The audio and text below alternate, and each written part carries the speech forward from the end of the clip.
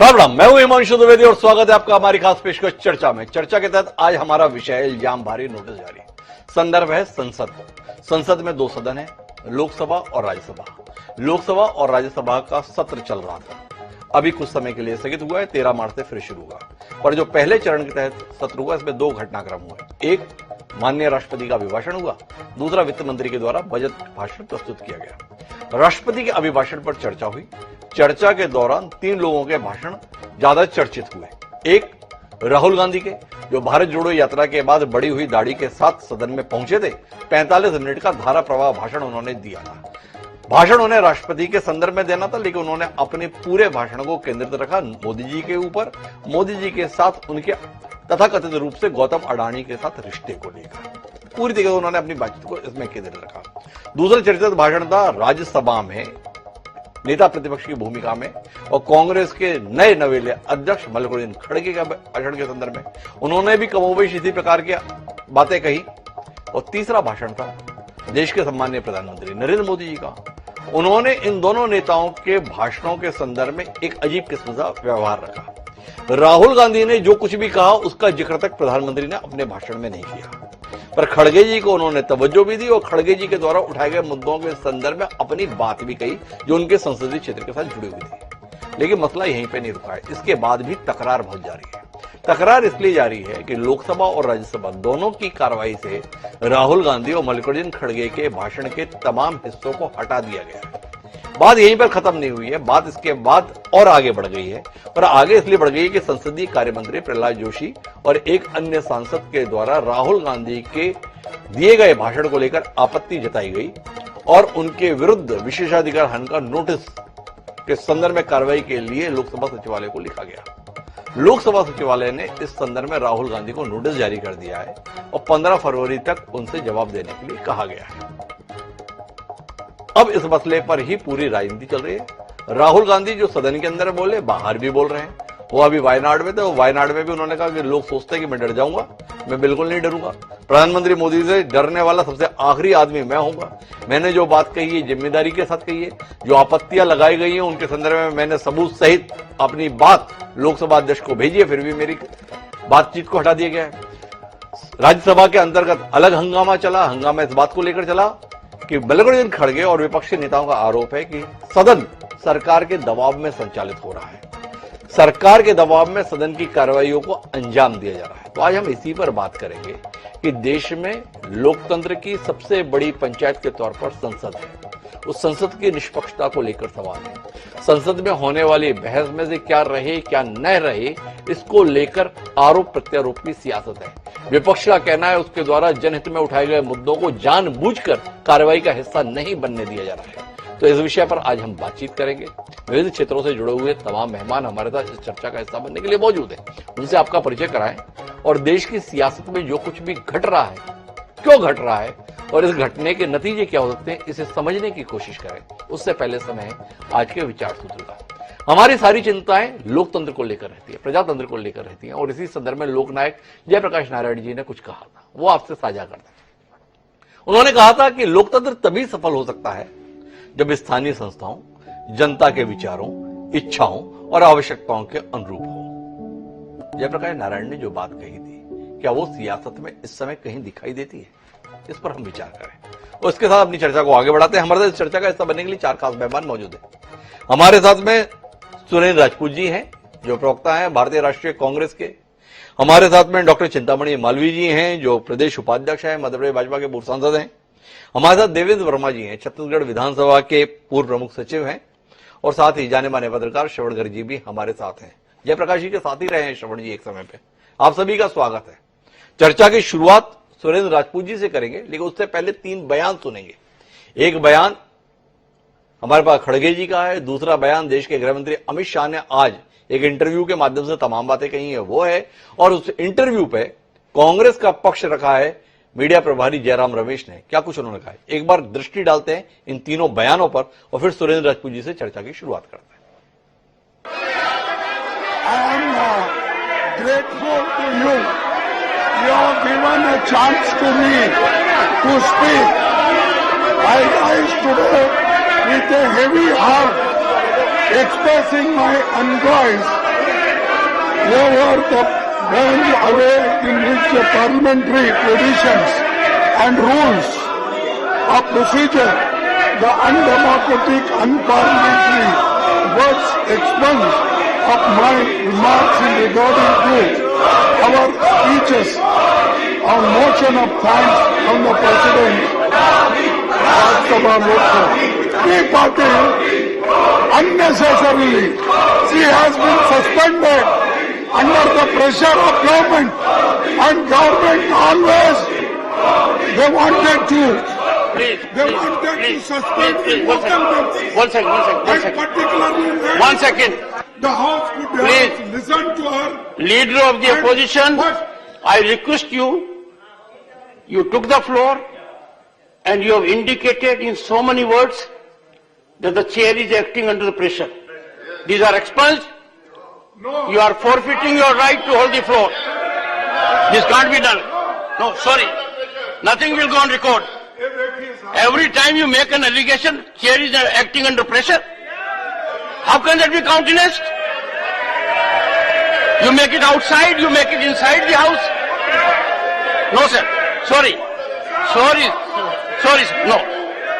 के लिए कुछ छुपाने को नहीं है और ना किसी बात से डरने की। सुप्रीम कोर्ट ने इसका संज्ञान लिया है। इस बारे में मैं कम से कम अभी बात करना नहीं चाहूँ। मैं तो मानता हूँ कि जनता सब कुछ देख रही है।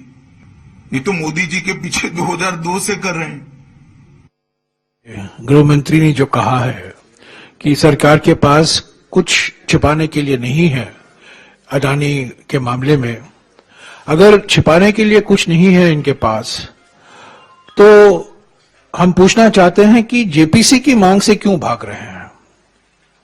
जेपीसी की मांग से न केवल भाग रहे हैं, पर उसका जिक्र भी करना नहीं देते हैं हमें संसद में, लोकसभा में और राज्यसभा में। और जब कोई राहुल जी ने लोकसभा में, खरगे जी ने राज्यसभा में और कई हमारे वक्ता दोनों सदनों में जब ये मामला उठाया, जेपीसी का मामला, उनको एक्सपंज किया गया। तो अगर छुपाने के लिए कुछ नहीं है तो जेपीसी की मांग आप स्वीकारिए। तो कुल मिलाकर आरोप प्रत्यारोप सदन के अंदर भी सदन के बाहर भी। सबसे महत्वपूर्ण बात जो इस संदर्भ में वो ये है कि भारतीय जनता पार्टी इस बात को लेकर बहुत नाराज है कि कांग्रेस के नेता और विशेषकर राहुल गांधी बेबुनियाद, तथ्यहीन, आधारहीन आरोप लगाकर प्रधानमंत्री की छवि को प्रभावित करने की चेष्टा करते हैं और कुछ तो कर नहीं सकते हैं। पर इस बार भाजपा इसे बर्दाश्त करने के लिए तैयार नहीं है, इसलिए विशेषाधिकार हनन का नोटिस दिया हुआ है। सुरेंद्र राजपूत जी मेरे साथ है। सुरेंद्र जी, आपसे समझना चाहता हूं, इससे ज्यादा बेहतर दृश्य तो वार्ड की सभाओं में दिख जाते हैं। कम से कम लोग बोलते हैं, जनता सुन लेती है। ये क्या सदन के अंदर बना रखा है? एक नेता बोलता है, बाकी सारे कोशिश करते हैं कि उसकी बोली हुई आवाज कोई उसके कान तक ही ना पहुंच जाए। थोड़ा रोशनी दीजिए इस ताजे घटनाक्रम के संदर्भ में, क्या सोचते हैं आप?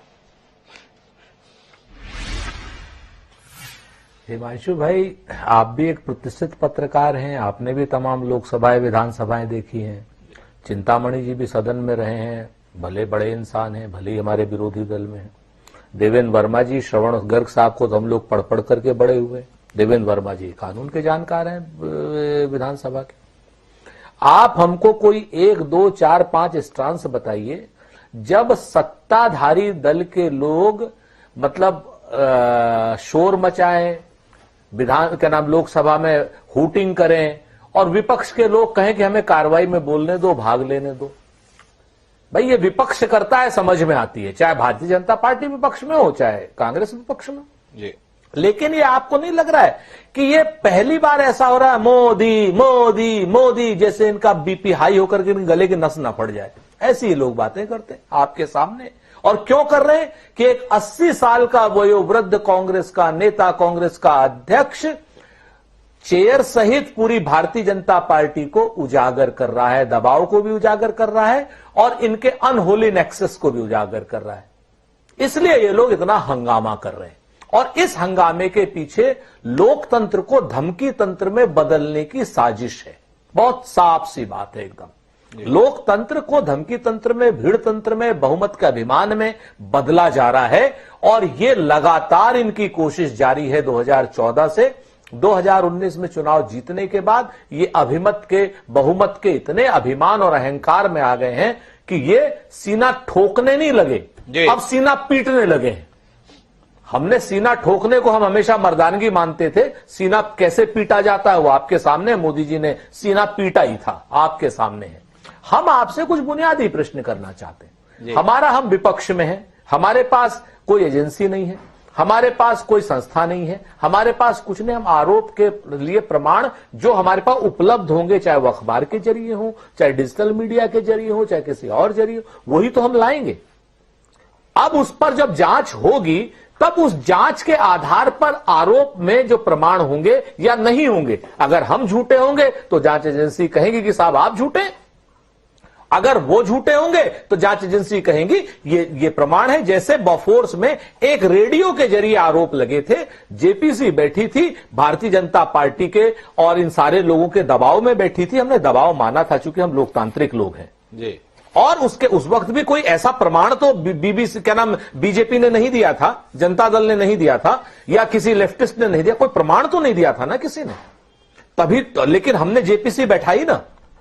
तो अब हमको ये बता दीजिए कि हम जब जेपीसी की मांग कर रहे हैं तो ये सत्ता पक्ष के लोग ये कह रहे प्रमाण लाओ। अच्छा एक बात सुरेंद्र जी, बीच में रोकता हूं, आदमी अनुभव से सीखता है। बोफोर्स में आपने जेपीसी बनाई और उसके बाद आपकी क्या हालत हुई ये इतिहास के पन्नों में दिखता है। अगर इस बात को बाकी राजनीतिक दल समझ गए, सुरेंद्र राजपूत जी, तो अब इसके लिए क्या कहें भाई? आपने जेपीसी बनाई तो उसके एवज में आपको हासिल क्या हुआ? कुल मिला के आप सत्ता से बेदखल हुए, दागदार रहे, कितने 15 साल 20 साल तक उन आरोपों की जद में ही रहा ना। एक तो सवाल है। दूसरा यह कि आपके आरोप क्या? राहुल गांधी देश के सबसे पुराने राजनीतिक दल के अध्यक्ष रहे, कई बार के सांसद भी हैं। अब वो लोकसभा में एक चित्र लेकर दिखाएं और ये पूछें कि बताइए ये चित्र है, ये रिश्ता क्या कहलाता है, तो सवाल उठेगा। गौतम अडानी इस देश का बड़े उद्योगपति हैं और उनके साथ में अगर नरेंद्र मोदी की फोटो है तो अपराध हो गया। और ऐसे फोटो कांग्रेस के तमाम नेताओं के साथ भी मौजूद हैं।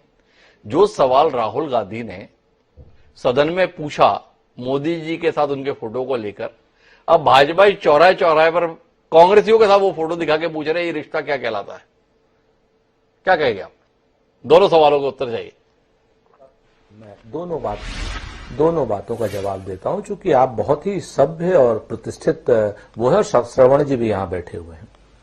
मैं आपसे, हमने लोकतंत्र की जीत को अपनी जीत से ऊपर समझा। हमने संविधान को और लोकतंत्र में जो हमारे पास बहुमत था, लेकिन बहुमत का हमने अभिमान नहीं किया, लोकतंत्र का अभिमान किया, संविधान का मान रखा और विपक्ष की आवाज का मान रखा, और उसमें हमें नुकसान हो गया, लेकिन लोकतंत्र और संविधान तो बच गया ना। तो ये क्या हमने गलत किया? हमने हार स्वीकार की लेकिन लोकतंत्र को जिताया। ये हमें कोई रिग्रेट नहीं है। अगर भारतीय जनता पार्टी लोकतंत्र को कुचलना चाहती है, भारतीय जनता पार्टी डिक्टेटोरियल अपना वो रखना चाहती है, तो ये भारतीय जनता पार्टी संविधान के विरोध में है। हम संविधान के हक में थे, हमने हार स्वीकार की, लेकिन संविधान को जिताया, लोकतंत्र को जिताया। तो पहली बात का तो जवाब आपकी ये हो गया। बाकी फैसला आपको करना है, श्रवण जी और देवेंद्र जी को करना है जी। दूसरी बात आपने कही कि क्या राहुल गांधी ने वो फोटो का कैप्शन कितनी देर रहा? मात्र 30 सेकंड भी नहीं रहा, 15 सेकंड या 10 सेकंड रहा। उसके पहले और उसके बाद राहुल गांधी जी ने 53 मिनट का भाषण दिया जी। उस 53 मिनट के एक एक बिंदु को आप उठाइए, जिसमें उन्होंने कहा कि गौतम अडानी साहब 690 नंबर के बिजनेसमैन थे, 2 नंबर के बिजनेसमैन हो गए। हमारी इकोनॉमी 34 लाख करोड़ की थी, हमारी इकोनॉमी कुल जमा पूंजी 41 लाख करोड़ की हुई, 8 लाख करोड़ बढ़ी, और गौतम अडानी की इकोनॉमी बढ़ी 50,000 मार्केट कैप से 21 लाख करोड़ का मार्केट कैप, यानी 41 गुने के आसपास। क्या इसी हिसाब से उनका इनकम टैक्स भी बढ़ा? क्या अगर हम ये प्रश्न उठा रहे हैं कि उनके यहां पैसों का जो शेल कंपनियों के जरिए पैसे आ रहे हैं, 6 हैं, 60 है, 40 है, हमारे पास तो जानकारी नहीं वो पैसे कहां से आ रहे हैं, क्यों आ रहे हैं, कहीं ऐसा तो नहीं किसी और रूट से हो, या अडानी के पोर्ट पे कितने अरबों रुपए की ड्रग्स पकड़ी जा रही हैं। ये सारी चीजें अगर एक जांच हो जाए तो क्या बुरा है। तीसरी चीज, हिडनबर्ग ने एक रिपोर्ट दी और आपने कहा कि वो तुरंत राष्ट्रवाद के चोले में छुप गए अडानी और तिरंगे के पीछे छुप गए। हमने क्या कहा? हमने यही तो कहा कि आप जाकर के हिडनबर्ग के खिलाफ जांच कर लो, ताकि दूध का दूध पानी। अगर वो राष्ट्र के खिलाफ संघर्ष छेड़ रहा है तो brought him to the justice. आप जांच करिए। आपकी जेपीसी है, जेपीसी में आपके सांसद ज्यादा रहेंगे क्योंकि बहुमत आपका है। उसके बाद आप जांच उसके बाद ही आप जांच से बच रहे हैं। सुरेश राजपूत जी विस्तार से दोनों बातों को कह रहे हैं, बड़ी महत्वपूर्ण बात उन्होंने कही। भले ही हम हार गए पर हमने लोकतंत्र को जीतने दिया। चिंतामणि जी मेरे साथ हैं, क्या कहते हैं चिंतामणि जी? आपके लिए दल की जीत महत्वपूर्ण है या देश की जीत? यह सवाल सुरेंद्र राजपूत जी ने पैदा कर दिया है अपनी दलील से, इसका उत्तर चाहिए। दूसरा, संसद को तो हम लोग ये मानते थे, यहां पर सवाल उठते हैं और सरकार उनके जवाब देती है। ये कौन सा नया सिलसिला आप चालू कर रहे हैं? जवाब देने की जरूरत ही क्या है? हम सवालों को ही बाहर कर देते कार्रवाई से, सबसे बेहतर तरीका है। तो ये जो नई परिभाषा लोकतंत्र के संदर्भ में लिखने की कोशिश है, ऐसा आरोप विपक्ष लगा रहा है। इसके संदर्भ में चिंतामणि मालवीय जी, आपका चिंतन, आपकी दृष्टि, आपका तर्क, आपका तथ्य, बेसब्री से हम लोग प्रतीक्षा कर रहे हैं। देखिए, संसद लोकतंत्र का मंदिर है और वहां पर सत्य भाषण, गैर तथ्यात्मक बातें और केवल आरोप के लिए आरोप लगाना, वो इस तरह का मंच नहीं है कि वहां अपनी राजनीति चमकाई जाए। वहां तथ्यों पर बात करते, अगर उनसे नोटिस दिया है तो उनसे यही तो कहा है कि भाई आप प्रमाण दीजिए, तब उनको प्रमाण देना चाहिए।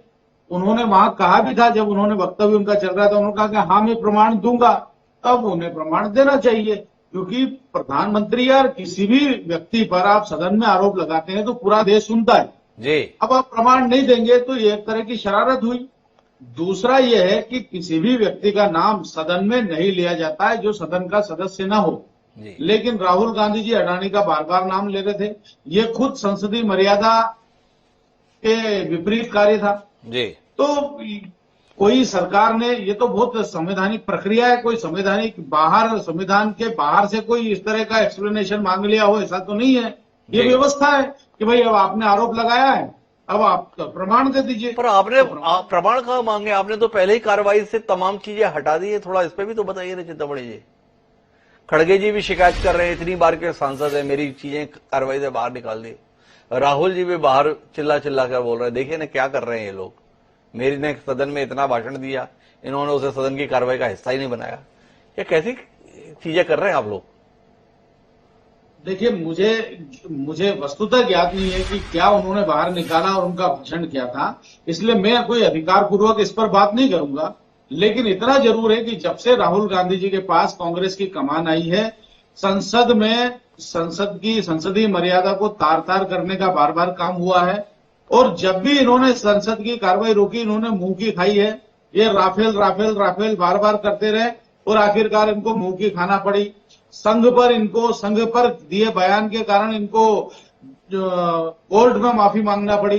तो कई ऐसे अवसर आए जब राहुल गांधी अपने बड़बोलेपन या फिर असत्य भाषण के कारण माफी मांग चुके हैं और ऐसा उनकी शकल बन गया, उनकी आदत बन गई है। एक नहीं, कई मुद्दे ऐसे हैं जब उन्होंने आरोप लगाया और उनको फिर मुंह की खाना पड़ी, उनको पीछे हटना पड़ा। अच्छा, अभी अडानी के शेयर को जो गोते लगाने पड़ रहे हैं और इसके चलते निवेशकों के हित को लेकर अगर विपक्ष सवाल उठा रहा है, वो चिंता जाहिर कर रहा है और जेपीसी की मांग कर रहा है, तो इसमें भी इन्हें मुंह की खानी पड़ेगी।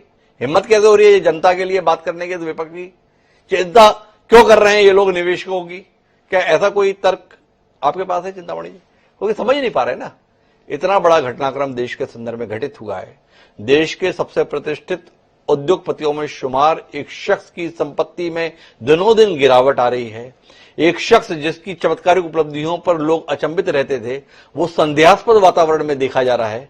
क्या सरकार की जिम्मेदारी नहीं बनती है कि वह दूध का दूध और पानी का पानी प्रस्तुत करे? अगर इसके तहत ये निकल के आता है कि अडानी ने जो कुछ भी हासिल किया वो अपनी मेहनत, अपने पुरुषार्थ, अपने परिश्रम और इस देश के कानून के दायरे में रहकर किया है, तो इस देश के प्रति दुनिया में भरोसा बढ़ेगा। इस अवसर से सरकार बचना क्यों चाह रही है?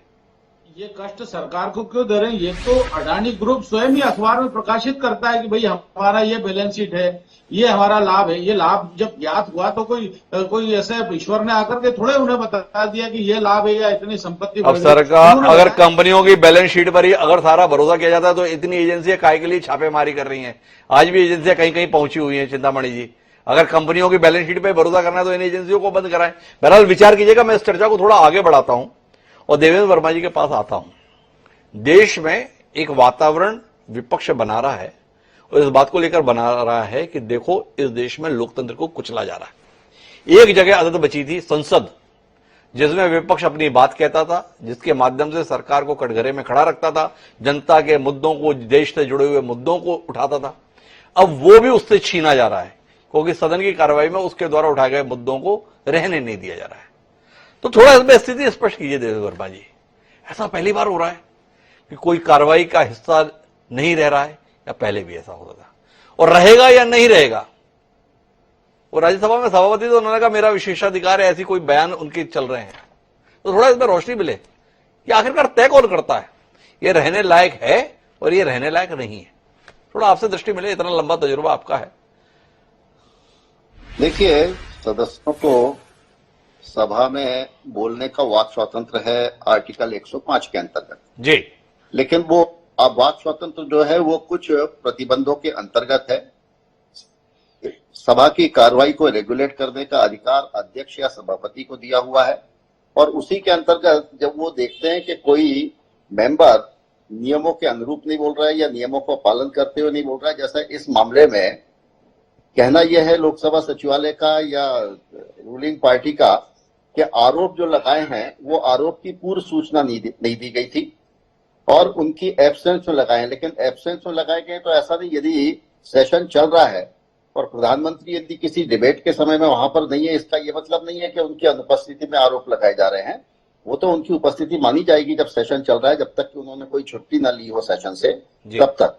अब ये जो आरोप सब लगाए हैं, सुनने में और पढ़ने में ये भी आया है कि ये सारे आरोपों को, क्योंकि नियमों के अंतर्गत सभा की कार्रवाई को रेगुलेट करने का अधिकार आसंदी में है, उन्होंने उन सभी आरोपों को, आरोपात्मक जितनी भी चर्चा है उसको डिलीट कर दिया है, उसको एक्सपंज कर दिया है और अब वो सभा की कार्रवाई के अंश नहीं है।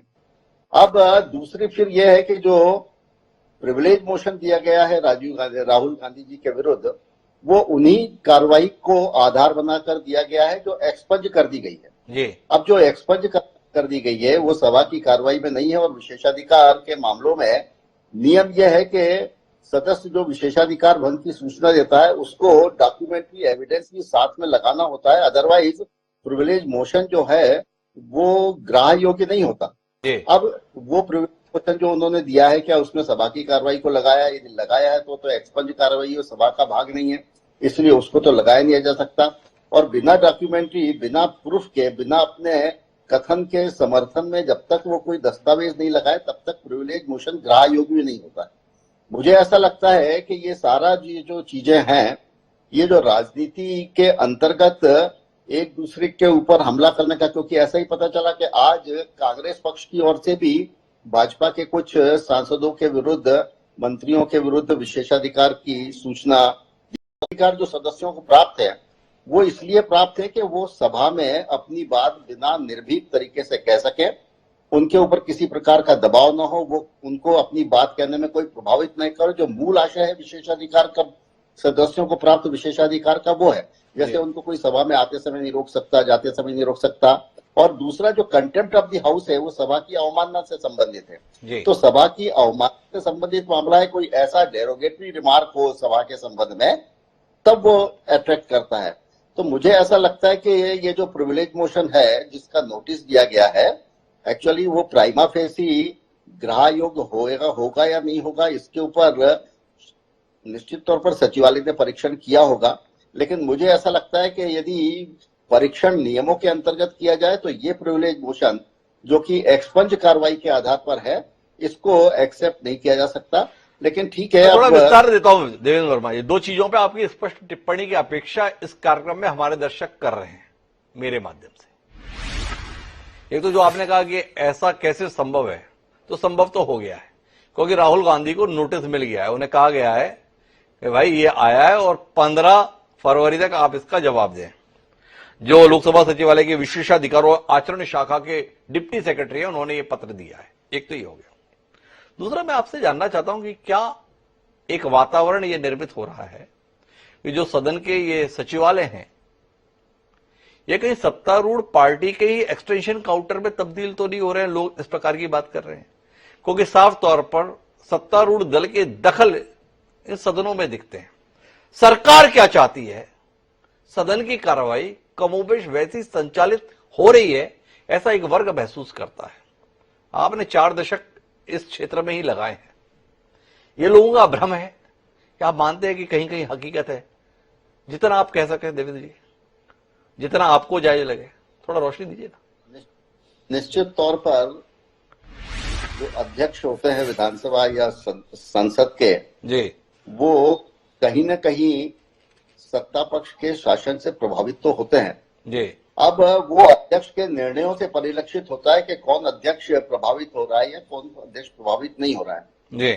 मेरा ऐसा मानना है, हालांकि मेरे कोई टिप्पणी करने का आशय नहीं है आसंदी के प्रति, लेकिन मेरा ऐसा मानना है कि ये जो प्रिविलेज मोशन है जिसकी सूचना उनको दी गई है जी, उसका हश्र ये होगा कि जब वो उनका उत्तर आएगा, क्योंकि कई बार हाईकोर्ट में भी पिटीशन होती है तो जवाब के लिए तो भेज ही देते हैं, जवाब आ जाएगा तब उसका रिपोर्टल कर देंगे।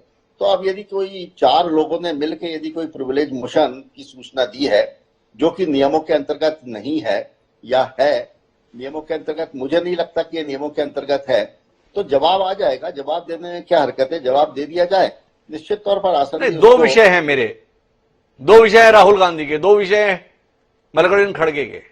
एक जो नोटिस है वो अलग, कार्रवाई से उनके वक्तव्यों को निकाला जाना। 9 बार के सांसद हैं मल्लिकार्जुन खड़गे, नेता प्रतिपक्ष की भूमिका में। इतनी अकल, इतनी बुद्धि, इतनी समझ, इतना विवेक नहीं है कि क्या सदन में बोलने लायक है जो कार्रवाई का हिस्सा रहे? क्या ऐसी उम्मीद करें?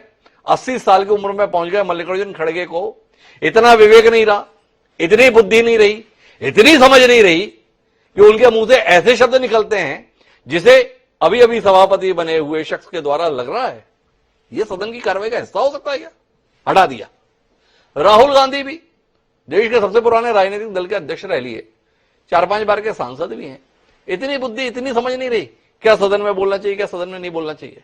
और अगर इनके द्वारा यह समझ नहीं है तो इतने समझदार लोग हैं कौन से जिनकी कार्रवाई को सदन का हिस्सा बनाया जाता है? ये मेरा सवाल है देवेंद्र जी, थोड़ा रोशनी दीजिए ना, समझ नहीं पा रहा हूं। जब भी आरोप लगाए जाते हैं प्रतिपक्ष के द्वारा सत्ता पक्ष के किसी मंत्री के संबंध में या शासन के संबंध में, तो आरोप लगाने की प्रक्रिया है। लोकसभा का नियम एक 353 ये कहता है कि वो भी हो सके और वो उसका जवाब दे सके। अब बिना किसी पूर्व सूचना के यदि आरोप लगाए जाएंगे तो मंत्री से, जिसके भी ऊपर आरोप लगाए जाएंगे, उससे ये अपेक्षा नहीं की जा सकती कि वो ऑन हैंड उसका उत्तर दे सके। इसलिए ये प्रक्रिया है। और जब बिना पूर्व सूचना के यदि कोई आरोप लगाए जाते हैं या आरोपात्मक चर्चा होती है तो नियमों के अंतर्गत एक्सपंज करने का अध्यक्ष को अधिकार है और नियमों के अंतर्गत ही एक्सपंज की जाती है। और यदि इस मामले में भी आरोप लगाने की पूर्व सूचना नहीं थी तो निश्चित तौर पर आसंदी को यह अधिकार है कि उसको एक्सपंज करे, क्योंकि उसका जवाब। देवेंद्र वर्मा जी तो हमें नियम कायदा कानून बता रहे हैं, देखो ऐसा नियम है 353 में, ऐसा है 101 में, ऐसा है 103 में। पर ये सारे नियम कायदे कानून के होते हुए भी हम सदन की बहसों को इतने समय से देखते आ रहे हैं। लोग सुनते भी हैं और उसके बाद जवाब भी देते हैं। श्रवण जी मेरे साथ में है, जितनी मेरी उम्र नहीं उससे ज्यादा उनकी पत्रकारिता है, उनसे दृष्टि लेते हैं। ये जो कुछ चल रहा है, लोकतंत्र की जड़ों में पानी डाला जा रहा है या मठा डाला जा रहा है, नई पीढ़ी ये समझना चाहती है। श्रवण जी थोड़ा आप ही बताएं, जो कुछ चल रहा है क्या ठीक चल रहा है और इन सब से क्या होने वाला है, दृष्टि दीजिए ना श्रवण जी। देखिए, मैं जो देख रहा हूं हिमांशु जी, हम लोग एक गहरे संकट में प्रवेश कर रहे हैं और ये मामला उतना सहज नहीं है जितना इसको दिखाया जा रहा है या बताया जा रहा है, या जैसा अमित शाह जी ने कहा है कि जनता सब कुछ देख रही है, तो उन्होंने सही कहा है। जनता बिल्कुल देख रही है कि सरकार किस तरह से विपक्ष के साथ और देश के साथ व्यवहार कर रही है। एक संकट इतना बड़ा है जो 1972 में अमेरिका में पैदा हुआ था, वाटरगेट स्कैंडल का, जिसने पूरे लोकतंत्र की जड़ों को हिलाकर रख दिया था। यह भी लगभग वैसा ही है। राहुल गांधी ने सिर्फ 4 सवाल पूछे और आपने जो शुरू में अपनी भूमिका में कहा कि उन्होंने बजट पर कुछ नहीं बोले, मैं आपको केवल याद दिलाना चाहता हूं कि उन्होंने जिक्र किया कि रोजगार के बारे में राष्ट्रपति जी ने अभिभाषण में कुछ नहीं कहा, बेरोजगारी के बारे में। अग्निवीर योजना के बारे में एक लाइन का उल्लेख है और उन्होंने, राहुल गांधी ने बताया कि अग्निवीर योजना आरएसएस और की तरफ से आई या डोवल साहब ने पेश की, और 4 साल के बाद सशस्त्र सेना से ट्रेनिंग लेकर जो लोग समाज में आएंगे वो कितनी हिंसा फैला सकते हैं। कई मुद्दों पर राहुल गांधी ने बात की। ऐसा नहीं है। राहुल गांधी ने जिस बात को कहा और जिससे सरकार बौखला गई वो ये कि 4 सवाल पूछे कि आप ये बताइए कि आप कितनी बार अडानी और प्रधानमंत्री साथ विदेश यात्रा पर गए, कितनी बार अडानी जी ने बाद में आपको ज्वाइन किया, कितनी बार अडानी जी ने आपके जाने के बाद गए और आपकी यात्रा की समाप्ति के बाद गए और आपको कॉन्टेक्ट्स मिले, और एक सवाल ये पूछा कि कितना पैसा अडानी जी ने आपको इलेक्टोरल बॉन्ड्स में दिया या चंदे में दिया बीजेपी को। खड़गे जी ने सवाल उठाया राज्यसभा में, और जिन कानूनों की चर्चा, प्रावधानों की चर्चा देवेंद्र जी ने की, उन्हीं का कहते हुए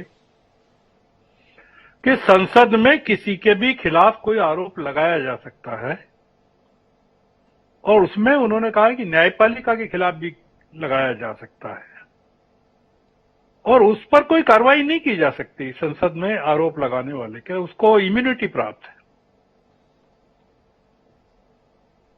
मुद्दा यह है जो अभिषेक मनु संघवी ने उठाया है, वो ये है कि लोकसभा के स्पीकर और राज्यसभा के जो सभापति हैं उनसे ये अपेक्षा की जाती है कि वो अभिव्यक्ति की आजादी के संरक्षक हैं, पर वो ऐसा नहीं कर रहे हैं। और संघवी ने कहा है कि भारतीय जनता पार्टी देश को धीरे धीरे एक अधिनायकवाद की तरफ ले जा रही है और उसके लिए वो विपक्ष में खौफ पैदा करने, आतंक पैदा करने, प्रताड़ित करने का काम कर रही है। और आपने देखा कि 13 मार्च तक के लिए राज्यसभा स्थगित कर दी गई है। मुद्दा यह है कि सरकार बहस ही नहीं चाहती, राज्यसभा भी नहीं चाहती, लोकसभा भी नहीं चाहती। मैंने ये बताया कि अतीत में कितनी जेपीसी बनी हैं, 1987 में, 92 में जब कांग्रेस की हुकूमतें थी, जब अटल जी की हुकूमत थी, तब 2001 में, 2003 में जब कांग्रेस की हुकूमत थी, 2011 में, 2013 में। तो अगर अमित शाह जी कह रहे हैं कि देश को सब पता है जी, तो जेपीसी की मांग से बीजेपी घबरा क्यों रही है? ये सरकार बहस नहीं करना चाहती, हिमांशु जी। ये विपक्ष को खत्म करना चाहती है, ये आरोप है। और मैंने उल्लेख किया अभिषेक मनु संघवी की बात का। वो बात ये है, उन्होंने कहा है कि जो लोकसभा के स्पीकर हैं और राज्यसभा के सभापति हैं वो अभिव्यक्ति की आजादी को कुचल रहे हैं। आप इस बात को स्पष्ट तौर पर कह चुके हैं। मैं बीच में रोकना चाहूंगा श्रवण जी, और आपने जो मुद्दा उठाया है उसके संदर्भ में चिंतामणि जी का हस्तक्षेप चाहूंगा। क्यों डर रही है सरकार जेपीसी के गठन को लेकर? कह तो दे रहे देश को सब पता है, पर भाई देश को पता होगा, विपक्ष को नहीं पता है। और संसदीय प्रजातंत्र के अंतर्गत विपक्ष जाने ऐसी अपेक्षा है। विपक्ष कह रहा है कि हम सच जानना चाहते हैं। जेपीसी के गठन में उलझन क्या है? आप जेपीसी का गठन तो नहीं करना चाहते हैं, जिन मुद्दों के आधार पर जेपीसी को लेकर बात की जा रही है उसको वो भी सदन की कार्रवाई से हटा दे रहे हैं। चिंतामणि जी बताइए ना, ऐसा क्यों कर रहे हैं आप? देखिए, सबसे पहली बात तो यह है कि थोड़ा सा कंट्राडिक्टरी बयान है, सत्य से विपरीत बयान है आदरणीय श्रवण जी का। जी। देखिए, सबसे ज्यादा समय आप अगर आंकड़े निकालेंगे तो सबसे ज्यादा संसद अगर चल रही है, सबसे ज्यादा घंटे काम कर रही है, सबसे ज्यादा समय तक काम कर रही है तो मोदी सरकार में कर रही है। अब इसके पहले देखिए कि कितना कम काम होता था। जी। तो ये कहना गलत है कि नहीं चर्चा से भाग रहे हैं। चर्चा के खूब अवसर है, बल्कि उल्टा ये होता है कि विपक्ष चर्चा चाहता ही नहीं है और किसी भी विषय पर वो आप देखिए कि शुरू के सारे दिन केवल हंगामों में बीतते हैं और उनको चर्चा करना चाहिए हंगामों की बजाय, लेकिन उन्हें चर्चा नहीं करना है, उन्हें हंगामा करना है और बाहर चर्चा करना है। तो जो ये असंसदीय व्यवस्था है ये कांग्रेस को ज्यादा प्रिय है और जब से राहुल गांधी जी आए हैं व्यवस्था में, उनके हाथ में कमान आई है संसद की, तो तब से इस तरह की प्रवृत्ति और ज्यादा बढ़ी है। मैं थोड़ा रोकना चाहूंगा चिंतामणि जी, वाकई आप ये बात बहुत जिम्मेदारी से कह रहे हैं ना। जब भारतीय जनता पार्टी सदन में विपक्ष की भूमिका में होती थी तो उसने तो कार्रवाई को कभी रोका ही नहीं, वह तो नियमित रूप से सदन चलाए रखने के लिए प्रयत्न करती थी, लगातार सत्र चलता था, आप कभी नहीं रोकते थे। वो खामखा में इतिहास के पन्नों में लिखा हुआ है कि आपने 30 दिन संसद नहीं चलने दी, 40 दिन संसद नहीं चलने दी, वो गलत लिखा हुआ है। ये जितना भी गुनाह है केवल कांग्रेस के द्वारा है। देखिए, आप एक भी पत्रकार हैं और मुझे पता है कि आपको उन तमाम मुद्दों की जानकारी भी होगी कि वो कितने गंभीर मुद्दे थे जिन पर संसद रोज रोकी गई और उसके बाद उसमें तमाम जांचें भी हुई और आज तक चल रही है। तो इसलिए वो जो लाखों करोड़ के भ्रष्टाचार थे उन पर संसद न रोकी जाए, ये तो विपक्ष का जिम्मेदारी है। लेकिन यहाँ अब आप बोफोर्स पर ये राफेल पर रोकेंगे और ऐसे मुद्दों पर रोकेंगे तो फिर ये तो स्वाभाविक है कि इसमें तो कुछ निकला नहीं। तो क्या वो फिर जिम्मेदारी लेंगे कि इतना समय उन्होंने देश का जो धन और समय अपव्यय बड़ा किया है। मासूम सा सवाल उठाया है चिंतामणि मालवीय जी ने। माननीय सुरेश राजपूत जी की जिम्मेदारी बनती है ऐसे सवाल को उत्तर देने की, वो कोशिश करें। चिंतामणि जी का कहना है कि हमने जो मुद्दे उठाए थे वो बड़े गंभीर किस्म के थे और ऐसे मुद्दों पर संसद की कार्रवाई न रोकी जाए, ये कैसे संभव है? आप फालतू के मुद्दे उठा लेते हो और उसमें संसद रोकने की कोशिश करते हो, इतना बड़ा गुनाह करते हो और उसके बाद सवाल करते हो। तो सुरेश जी, अब आपकी जिम्मेदारी है भाई, चिंतामणि जी के द्वारा उठाए गए मुद्दों का कोई जवाब दें। और श्रवण जी से मैं कितनी उम्मीद करूं? श्रवण जी थोड़ी कांग्रेस की तरफ से मोर्चा लेंगे, श्रवण जी तो तटस्थ भूमिका में ही रहेंगे ना। क्या करूं, जिसको कहते हैं कि लश्कर भी तुम्हारा है, सरदार तुम्हारा है, तुम झूठ को सच लिख दो, संसद वाला अखबार तुम्हारा है। इस दौर के फरियादी जाएं तो कहां जाएं, सरकार तुम्हारी है, दरबार तुम्हारा है। ऐसा हो रहा है सर कि मैं आपसे बताऊं हिमांशु जी, आप ये लोग तथ्य की बात ही नहीं करते कभी। आज तक लोकसभा में उठाएं, भारतीय जनता पार्टी की जब 2 सांसद थे तब भी उतनी इज्जत, इनके मुद्दों को उतनी इज्जत दी जाती थी और हम आगे बढ़कर के, चूंकि लोकतंत्र में विपक्ष सरकार का एक जिम्मेवार हिस्सा है, ऐसा हम मानते हैं। आप इनकी मैं छोटी सी 2-3 चीजें कह देता हूं भाई। 2G में इन्होंने कितने दिन संसद नहीं चलने दी और 2G में क्या हुआ कोई बता देगा मुझे? बफोर्स में इन्होंने इतने दिन संसद नहीं चलने दी, हमने जेपीसी भी बना दी, सुप्रीम कोर्ट ने कहा क्लीन चिट। ठीक, आप कोर्ट को मानेंगे ना। 2G में इन्होंने कहा साहब ये हो गया, वो हो गया, 1,76,000 करोड़ हो गया, हमने बिडिंग कैंसिल कर दी। उसके बाद दोबारा जब बिडिंग आई थी, ये कहते 1,76,000 करोड़ आएंगे, मात्र 30,000 करोड़ आए और सुप्रीम कोर्ट ने कहा कि साहब कोई गड़बड़ चीज किसी उसने नहीं की, हमने तो अपने मंत्रियों को जेल तक भेज दिया। इसके बाद आप आ जाइए कोयला घोटाले पर। कोयला घोटाले में प्रधानमंत्री के ऊपर इन्होंने ये आरोप लगा दिए, वो आरोप लगा दिए, रेनकोट पहन के नहाते हैं, ये करते हैं, वो करते हैं, ऐसा करते हैं। मैं मोटी मोटी बात बता रहा हूं। उसमें बता दीजिए कोर्ट ने क्या कहा? सिर्फ कोयले घोटाला हुआ अटल जी के समय में और दिलीप भूरिया नाम का इनका जो कोयला मिनिस्टर था वो 3 साल के लिए जेल गया है। कांग्रेस का नहीं गया, भाजपा का मंत्री जेल गया कोयला घोटाले में। ये दिलीप भूरिया नहीं थे, मैं संशोधित करना चाहूंगा, वो दिलीप रे के संदर्भ में उल्लेख आप कर रहे हैं। मैं संशोधित करना चाहूंगा, दिलीप भूरिया मध्य प्रदेश की सियासत से ताल्लुक रखने वाले शख्स थे, उनका कभी कोयला मंत्री के तौर पर भूमिका नहीं रही। नहीं, दिलीप रे जी, नहीं, दिलीप रे मैं कहना उस रे और भूरिया में गड़बड़ा गया था, इसीलिए तो आपके सामने कहा ना, आप प्रतिष्ठित और ख्याति लब्ध आदमी, आप सही कर देंगे। तो ये दिलीप रे को 3 साल की सजा हुई है, ये हमारे किसी मंत्री को नहीं हुई है, भाजपा के मंत्री को हुई है। तो मुझे ये बताए ना कि कोर्ट में 2G में क्या हुआ, जिसमें आपने सालों संसद नहीं चलने दी, आपने कोयला घोटाले में क्या हुआ, बफोर्स में क्या हुआ, कौन सा मुद्दा आपका जो था, जो जनहित का मुद्दा था, अगर कोर्ट के जरिए डिसाइड करते हैं। लेकिन हमने उसके बाद भी लोक लाज से चलता है लोकतंत्र, आपकी बात मानी। लेकिन आप क्या कर रहे हैं यहां पर, आप शुद्ध रूप से बिहारी भाषा में थेथरई कर रहे हैं, शुद्ध रूप से लोकतंत्र को दमन तंत्र से कुचलना चाहते हैं, आप लोकतंत्र को लाठी तंत्र बनाना चाहते हैं, आप चेयर तक को कहीं ना कहीं प्रेशर में ला रहे हैं। तो हमारा यह पूछना है आपसे कि आज आप ला रहे हैं, कल जो आपके बाद आएगा, जब वो लाएगा तब आपको क्या होगा। कहते हैं ना कि आज किसी ने दिल तोड़ा तो हमको जैसे याद आया, और जिसका दिल मैंने तोड़ा था वो जाने कैसा होगा। मैं आपसे एक चीज कहता हूं चिंतामणि जी, लोकतंत्र की रक्षा कीजिए। ये देश, लोकतंत्र और संविधान हमारी और आपकी पार्टी से बड़ा है। आप उठ करके आप जैसे लोगों को कहना चाहिए कि नहीं जेपीसी बनाइए, हमारे सांसद ज्यादा होंगे। गलत कैसे होगा वहां पर, अगर कोई गलत है आप जेपीसी बनाइए, हिंडनबर्ग के खिलाफ बनाइए। बड़े साहस की उम्मीद कर रहे हैं सुरेंद्र राजपूत जी चिंतामणि जी से। चिंतामणि जी इतना साहस करने के लिए तैयार? ये विडंबना है जी, जिसे पाखंडी कहा जाएगा जी, कि जिन्होंने आपातकाल लगाया जी, और लोकतंत्र का गला घोटा, जिनके खुद नेहरू जी कहीं से उनका नाम नहीं आया था, और फिर भी उनको एक प्रांत के पीसीसी ने उनका नाम नहीं लिया था, उनको प्रधानमंत्री बनाया, और उन्होंने खुद एक डिक्टेटर की तरह जब तक वो रहे पूरी व्यवस्था चलाई। वो लोकतंत्र की दुहाई दे रहे हैं।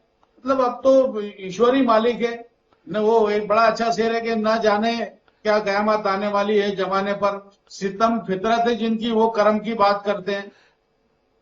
अरे भाई आपकी तो फितरत रही है ये सब, आप क्या कर्म की बात कर रहे हैं। कमाल की बात कर रहे हो चिंतामणि जी। वर्तमान के संदर्भ में बात हो रही है तो आपको बचाव में 50 साल पहले का आपातकाल याद आया, 75 साल पहले नेहरू जी का प्रधानमंत्री बनना याद आया, आपको ये याद आया कि एक भी प्रांतीय सभा से उनका नाम नहीं आया था, पर आपको ये याद नहीं आया कि हमारे पूर्वजों ने, आपके दादाजी ने, आपके पिताजी ने ही नेहरू जी को वोट दिया था। 51 में भी दिया, 56-57 में भी दिया, 62 में भी दिया, चीन की हार के बाद में भी दिया। वो आपको याद नहीं आया।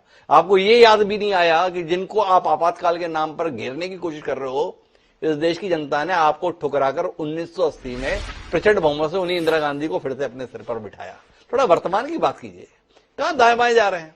एक सवाल है देश के संदर्भ में, निवेशकों के संदर्भ में, पारदर्शी सरकार के संदर्भ में कि भाई एक संयुक्त संसदीय जांच समिति गठित हो जाए ताकि देश की तरक्की के संदर्भ में वास्तविक स्थिति दुनिया समझ पाए। क्या आप नहीं मानते हैं, मेरा चिंतामणि जी आपसे सवाल है, कि अगर ये संसदीय समिति गठित हो जाएगी और इससे अगर तथ्य निकल कर आएंगे, उससे अगर ये निकल कर आएगा कि अडानी की ये तरक्की नियमों के दायरे में हुई, अडानी का ये जो तूफानी तरीके से आगे बढ़ना हुआ, वो इस देश में जो बेहतरीन माहौल बना है मोदी सरकार के दौर में, उसका नतीजा है, जिसके चलते राहुल गांधी अचंभित हैं कि 690 नंबर का व्यक्ति दुनिया का दूसरे नंबर का धनी कैसे हो गया। और उन्हें कौन बताया, उससे भी पीछे एलन मस्क था, उससे भी पीछे था अडानी से। 2014 में वो दुनिया का सबसे धनी व्यक्ति बन गया था, अडानी फिर भी पीछे रह गए। पर इस सारी कहानी को बताने के लिए अगर विपक्ष आपको अवसर दे रहा है कि एक जांच कमेटी बन जाए, और ऐसी जांच कमेटी जिसमें बहुसंख्यक आपके दल के रहने वाले हैं, तो एहतराज किस बात को लेकर है। जैसे आप तो समझ पाए होंगे, हम तो नहीं समझ पाए, पर आप जैसा अनुभवी राजनेता मौजूद है तो देश को बता तो दीजिए कि देखो इसलिए नहीं बन रही है, इसलिए हम नहीं चाहते कि ये कमेटी बने। देखिए बहुत स्वाभाविक बात है कि बाजार के उतार चढ़ाव जैसे विषयों पर, या शेयर के गिरने और उठने जैसे विषयों पर, या किसी उद्योगपति, उद्यमी, किसी साहसी के बड़े बन जाने पर या ज्यादा संपत्ति कमा लेने पर संसद जेपीसी बनाए, ये तो कहीं उचित नहीं दिखता। केवल इनको अपना राजनीतिक हित साधना है, केवल इनको यह सिद्ध करना है कि नहीं ये तो आपके भरोसे बढ़ रहे हैं। चिंतामणि ने एक दलील दी है, और इसके संदर्भ में तो अनुभव ही बोलेगा, और अनुभव के तौर पर हमारे साथ में श्रवण जी हैं। श्रवण जी, चिंतामणि जी का कहना है क्या फालतू की बात कर रहे हो, एक शेयर बाजार में उतार चढ़ाव हो रहा है, इसमें जेपीसी बनती है क्या? तो आप बताओ श्रवण जी, जेपीसी किस पे बनती है? नहीं, ये चिंतामणि जी मुद्दों को टाल रहे हैं। ये भारतीय जनता पार्टी मुद्दों को ज्वाइन नहीं करना चाहती है, बात नहीं करना चाहती मुद्दों पर। ये चिंतामणि जी बता नहीं पाएंगे कि ये जेपीसी किस मुद्दे पर बननी चाहिए, क्योंकि पिछले 8 सालों में, 9 सालों में जब से प्रधानमंत्री आए हैं, मोदी जी आए हैं सत्ता में, केवल एक बार 2015 में वो जेपीसी बनी थी, वो लैंड एक्विजिशन के मामले पे 2015 में जी। और उसके बाद एक जो पर्सनल डाटा प्रोटेक्शन बिल आया था उसके बाद बनी थी। एक तो होल्ड पर डाल दी गई और दूसरी की बैठकें अभी चालू हैं, जिसकी की अध्यक्षा लेखी थी, मीनाक्षी लेखी, और उन्होंने बहुत समय मांगा, आगे समय मांगा। इनका जेपीसी में कोई यकीन नहीं है हिमांशु जी। ये लोग बहस में, जेपीसी में, किसी चीज में यकीन नहीं करते हैं जी। देखिए सीधा साधा मामला है कि ये जो, देखिए एलआईसी का मामला है जो मुख्यतः अडानी जी के मामले से जुड़ा है, या एसबीआई का मामला जुड़ा है जी। एसबीआई के 50 करोड़ के करीब ग्राहक हैं जिनका पैसा अडानी जी की कंपनी में लगा है और वो शेयर नीचे गिर गए, और कोई 29-30 करोड़ जो पॉलिसी होल्डर्स हैं एलआईसी के, उनका पैसा लगा है यहाँ अडानी जी की कंपनियों में, और आज फिर 5% के करीब अडानी जी के शेयरों में कमी आई है। मुद्दा तो खैर यह है कि अडानी जी के शेयरों में जितनी कमी हो रही है उतनी प्रधानमंत्री की लोकप्रियता में भी कमी हो रही है, उसी हिसाब से हो रही है।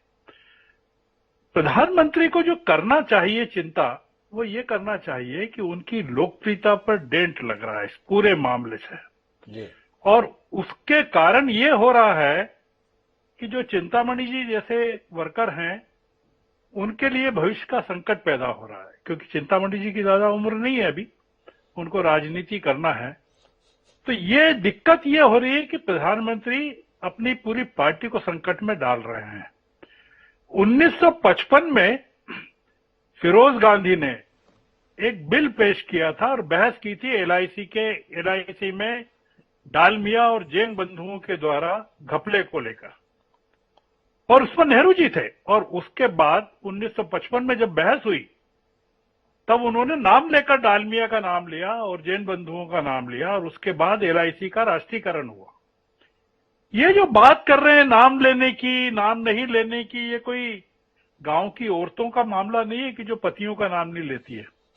ये मामला देश के लोकतंत्र के साथ जुड़ा हुआ है, गरीब लोगों का पैसा इसमें जुड़ा हुआ है, देश का भविष्य इसके साथ जुड़ा हुआ है। प्रधानमंत्री जी स्वीकार क्यों नहीं करते कि उनका अडानी जी के साथ संबंध है या नहीं है? कहें वो, जैसा उन्होंने कहा कि चीन के बारे में कभी आज तक नाम नहीं लिया उन्होंने कि चीन हमारे यहाँ, उन्होंने केवल यही कहा है कि चीन न तो हमारी सीमाओं में न तो कोई घुसा है, न घुसेगा, न घुसने देंगे, वगैरह वगैरह। तो वैसे ही अडानी जी का नाम लेने से या अडानी जी के साथ मित्रता का हवाला देने से वो बच रहे हैं। ये देखिए मामला अब जनता की अदालत में पहुंच गया है। ये प्रिविलेज मोशन का जो मामला देवेंद्र जी ने बताया जी, 15 तारीख आखिरी है, वो कल आखिरी है। अब राहुल गांधी जवाब देते हैं कि नहीं देते हैं, नहीं देंगे तो उनकी सदस्यता खतरे में पड़ जाएगी। तो अब अच्छा है राहुल गांधी की सदस्यता खतरे में पड़ जाए, उनको निकाल दें, लोकसभा से बर्खास्त कर दें। रजनी पटेल को उन्होंने इस सत्र के लिए सभापति जी ने बर्खास्त कर ही दिया है, कांग्रेस के एक सांसद को। जी। राहुल गांधी की लोकप्रियता और आसमान पे छा जाएगी, और आज की तारीख में भी प्रधानमंत्री जी से उनकी लोकप्रियता अधिक है। तो इसलिए जो संकट है, आप देख नहीं रहे हैं कि प्रधानमंत्री जी किस तरह से दौरे कर रहे हैं देश के, हजारों किलोमीटर के दौरे एक एक दिन में कर रहे हैं, एक जगह सभा दूसरी जगह सभा। ये जो निराशा का भाव बीजेपी में आ गया है अपनी सत्ता को लेकर, और उसके कारण देश के जो नागरिक परेशान हो रहे हैं और सोच रहे हैं कि क्या हो क्या गया है भारतीय जनता पार्टी को। श्रवण जी ने काफी सख्त टिप्पणियां कर दी हैं। मुझे जाना है देवेंद्र वर्मा जी के पास भी, मुझे बात करनी है सुरेंद्र राजपूत जी से भी, लेकिन ऐसी कटु टिप्पणी के बाद में मैं चिंतामणि जी से पक्ष न लूं, गलत हो जाएगा। श्रवण जी जैसा प्रखर पत्रकार कह रहा है मोदी जी की लोकप्रियता नीचे जा रही है, और राहुल गांधी जी की लोकप्रियता आसमान पे जा रही है और आप उसे 7वें आसमान पे पहुंचाने की कोशिश कर रहे हैं अगर आप उनकी सदस्यता खा जाएंगे इस विशेषाधिकार की कार्रवाई के तहत। क्या कहते हैं चिंतामणि जी? नहीं, मुझे लगता है कि कई बार संभ्रम हो जाता है, तो आदरणीय श्रवण गर्ग जी संभ्रम के शिकार हैं, मैं तो नहीं कहूंगा। और दूसरा ये कि अब आपके साथ में दिक्कत बड़ी है चिंतामणि जी, इस कार्यक्रम में कम से कम 15 बार आप बता चुके हो कि हम तो श्रवण जी को पढ़ पढ़ के ही बड़े हुए हैं, उन्हीं से ही हमने दृष्टि ली है, उन्हीं से ही हमें राजनीतिक समझ आई है, उन्हीं से ही हमें सामाजिक समझ आई है। और देखो समझ कितनी आ गई है कि जब श्रवण गर्ग जी से आप सीखते थे, समझते थे, आज आपको लग रहा है कि श्रवण जी की समझ में संकट हो गया है। क्या कमाल का मामला है। वो जब बोलते हैं तो मैं बहुत ध्यान से सुनता हूं और वास्तव में उनको सुनना बड़ा फ्री लगता है, क्योंकि वो भले ही आलोचना करें लेकिन इतने सधे शब्दों में, इतने सटीक, इतने तर्कों, इतने तथ्यों के साथ करते हैं कि वो बहुत मूल्यवान है उनके एक एक शब्द। लेकिन कई बार जानकारी के अभाव में अब मैं नहीं कहना चाहूंगा, लेकिन अवस्था भी एक समय होती है जब हम कट जाते हैं समाज से, क्या चल रहा है। तो बहुत बड़ी आबादी हमारी युवा है, वो बहुत इंटरेक्ट हमारे श्रवण गर्ग से नहीं करती है, तो उनको शायद सत्य की जानकारी इतनी हो नहीं पाती है। तो चुनाव के परिणाम बताएंगे कि कौन लोकप्रिय है और कौन लोकप्रिय नहीं है। तो कुल मिलाकर जमीनी हकीकत से कट गए हैं और श्रवण जी शायद युवाओं के साथ उनका जुड़ाव नहीं रहा है। श्रवण जी को कभी जिम में जाते हुए आपने देखा नहीं है? इस उम्र में भी श्रवण जी रोज सुबह जिम जाते हैं। चिंतामणि जी केवल आपकी जानकारी के लिए बता रहा हूं। लेकिन मैं सुरेश राजपूत जी वापस आपके पास आना चाहता हूं। श्रवण जी का आकलन कह रहा है कि जो चल रहा है ना, वो लोकतंत्र के लिए भले ही खतरा है पर कांग्रेस के लिए बेहतर हो रहा है। इत्तेफाक रखते हैं आप? देखिए, 2-3 चीजें बड़ी साफ हैं जी। मैं आदरणीय श्रवण जी को हम लोग पढ़ते हुए बड़े हुए हैं और उनके ऊपर किसी भी तरीके की हल्की टिप्पणी मेरे ख्याल से उचित नहीं है। मैं इससे ज्यादा नहीं कुछ कहूंगा, क्योंकि इससे ज्यादा कहूंगा तो राजनीति की बात होगी जी। तो ऐसी टिप्पणियां इनके ऊपर नहीं करनी चाहिए। जो लोग मानसिक रूप से, शारीरिक रूप से पूरी तरीके से स्वस्थ हों, देश का चिंतन कर रहे हैं। सुरेश जी एक विनम्रता के साथ बात कहना चाहता हूं। श्रवण जी बड़े खतरनाक मामला है, 2-4 दिन की बात है। कभी आपके मसले पर भी श्रवण जी ऐसे ही बोलते हुए दिखाई देंगे और उस समय पे आप श्रवण जी पे टिप्पणी करते दिखाई होंगे। केवल संदर्भ के लिए कह रहा हूं। नहीं, मैं आपको जिम्मेवारी से कहता हूं कि श्रवण जी से हमने कटु से कटु टिप्पणियां सुनी है कांग्रेस के लिए जी। ऐसी बात नहीं, सिर्फ यही चैनल थोड़ी, अब मैंने कई जगहों पे सुनी है। ऐसा नहीं है, जहां पर गलत हुआ है, अगर इमरजेंसी में गलत हुआ है तो सुना है हमने, ऐसा थोड़ी है। हमने क्षमा भी मांगी है। अगर कोई कठोर टिप्पणियां कोई भी आदमी निरपेक्ष भाव से करता है, अगर उसको हमारे में अंदर छूने की क्षमता नहीं है तो हम लोकतांत्रिक नहीं है जी।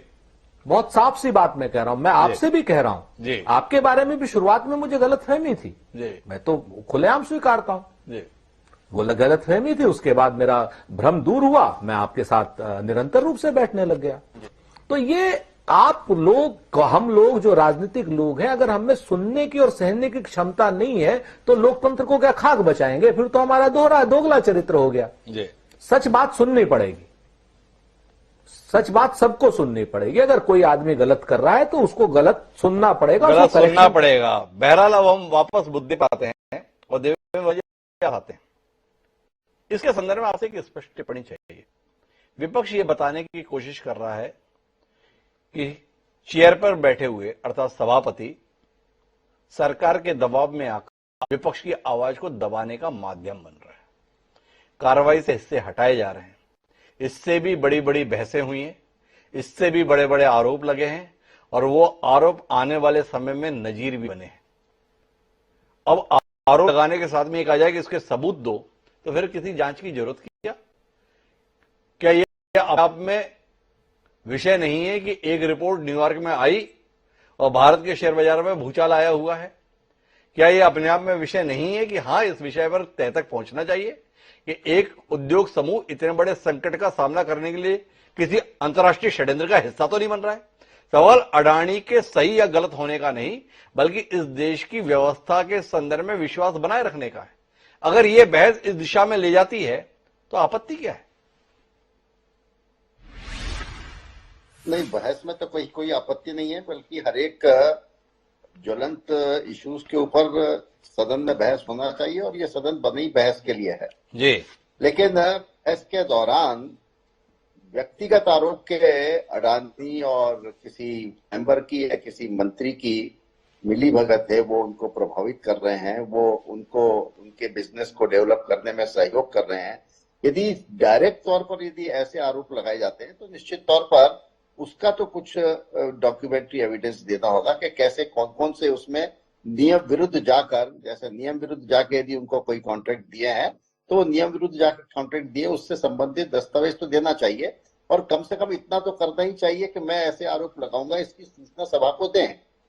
लेकिन बिना किसी सूचना के, क्योंकि आरोप लगा दिए जाते हैं तो फिर वो सभा की कार्रवाई के अंश बनते हैं, और सभा की कार्रवाई के अंश बनने के बाद में संबंधित व्यक्ति को उसका स्पष्टीकरण देने का अवसर प्राप्त नहीं होता, वो उसको मिले। इसलिए पहले से सूचना देनी चाहिए कि भाई मैं इन मंत्रियों के ऊपर आरोप लगाना हो, और उसकी प्रक्रिया भी दी। मैं थोड़ा जानना चाहूंगा, 1 मिनट रुकूंगा मैं देवेंद्र वर्मा जी। उसे अवसर मिलना चाहिए भाई, सदन के नेता के तौर पर प्रधानमंत्री आखिरी में संबोधित करेंगे, अवसर मिलेगा ही या नहीं मिलेगा?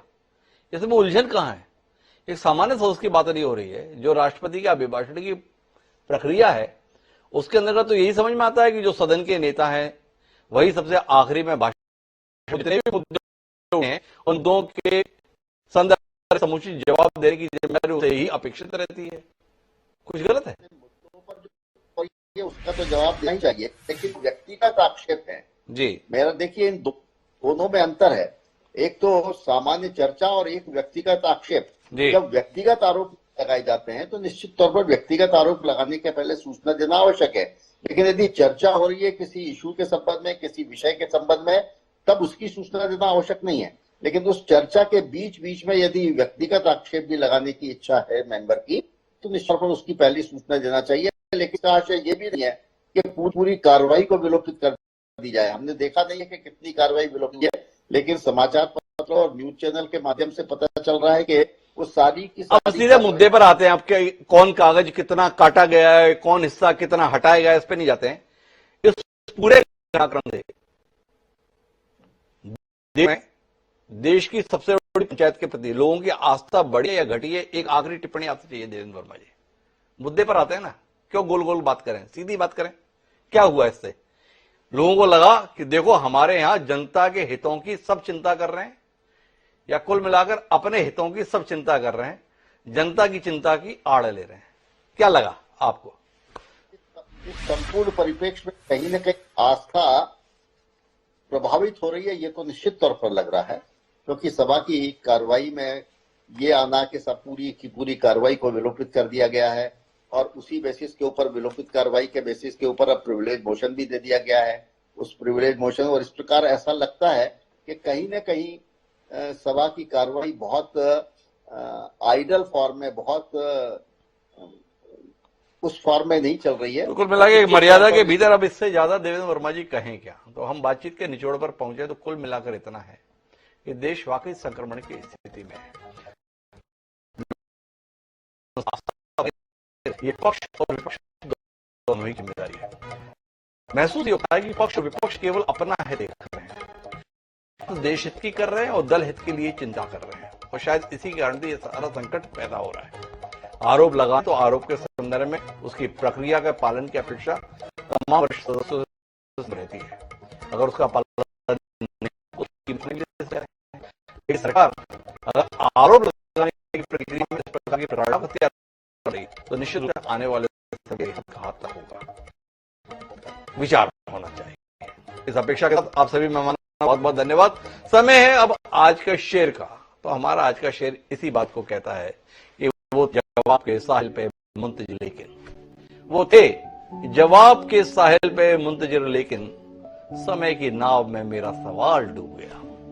बेकल उत्साही ने जो ये बात कही थी, ये बात बड़ी मायने की है। सवाल समय रहते उठें और उन सवालों के जवाब समय रहते मिलें, तभी देश में लोकतंत्र के प्रति लोगों की आस्था रहेगी। क्या पक्ष और विपक्ष इस सच्चाई को स्वीकारने के तैयार है? इस सवाल के उत्तर का हमें इंतजार है। इसी के साथ अब मुझे दीजिए, कल फिर मिलेंगे नए विषय के साथ। तब तक के लिए